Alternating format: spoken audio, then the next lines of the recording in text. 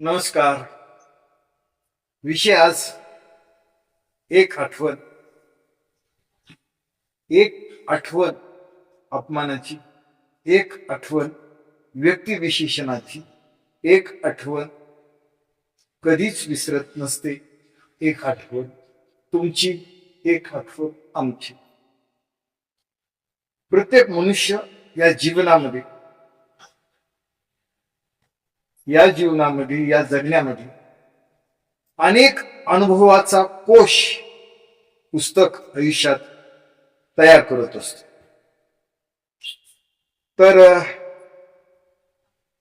उगीच कधीतरी वाटतं की अनुभवाचा कोश आयुष्यामध्ये स्मरण असावं, जतन असावं. अनुभवलेली अनेक पात्र, त्या पात्रांचे बोलणं, त्या पात्रांनी केलेला सहज अपमान तो कधीही विसरत नाही. आणि भेदाभेद करणारी मनोवृत्ती, मनोविकृती असते व्यवस्थेचं, ते एक लक्षण असतं. एवढं सूक्ष्म अवलोकन, एवढं सूक्ष्म गणन एकाच आयुष्यामध्ये थोडं शल्य, मनातली नाराजगी. कधी कधी आपण काही लोकांना टाळतो ना, त्यामागचं ही एक रहस्य असतं. कारण त्या माणसानं आपला अपमान केलेला असतो. ते आपण स्मरण मेंदूतलं कधीच विसरणार नाही आणि विसरूही नाही. माणूस म्हणतात सुधरून राहावं, सावरून राहावं, आवरून राहावं. सावरून, आवरून आणि सुधरून प्रत्येकाला राहावंसं वाटतं. त्याबद्दल काही एक शंका नाही. का हो, तुम्ही येत नाही कशाला? तुम्ही धड बोलत नाही, तुम्ही कुचकं बोलता, तुम्ही घालून पाडून बोलता, आणि यावं कशाला?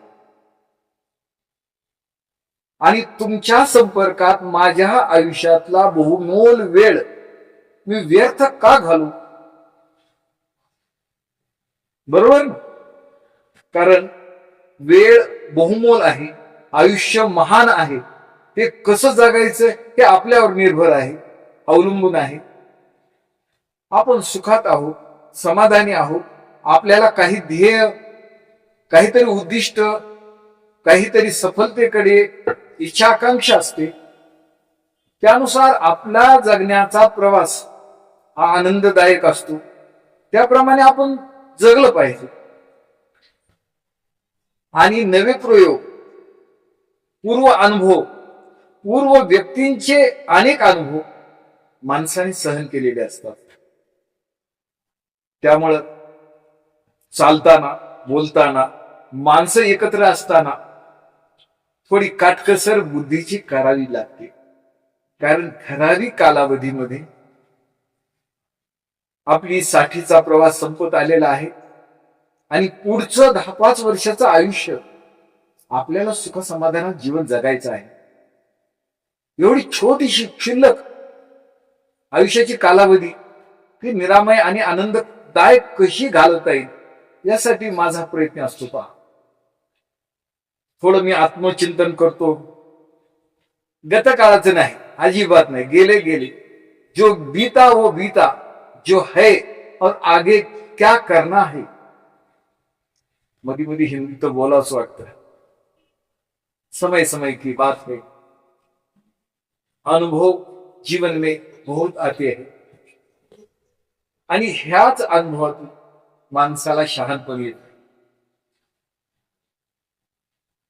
आणि खरंच तसा फॉलोअप जर घेतला ना, तर काही माणसं टाळल्यानंतर आपण सुखात राहू शकतो. ही माझी अनुभव सिद्धता आहे. आणि सुखाची दिशा, सुखाची आशा आणि सुख मानावं कसं याची कल्पना जेव्हा आपल्याला येऊ लागते का त्यावेळेला आपल्या आरोग्याच्या समस्या देखील कमी होतात. हा माझा एक अनुभव.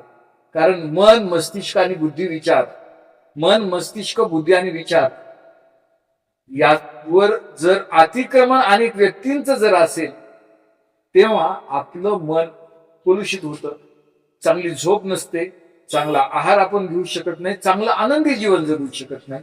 मग अशा प्रसंगी आपल्याला सुखाची अपेक्षा तरी काय असते? मग अशा वेळेला आपण आजारी पडू शकतो.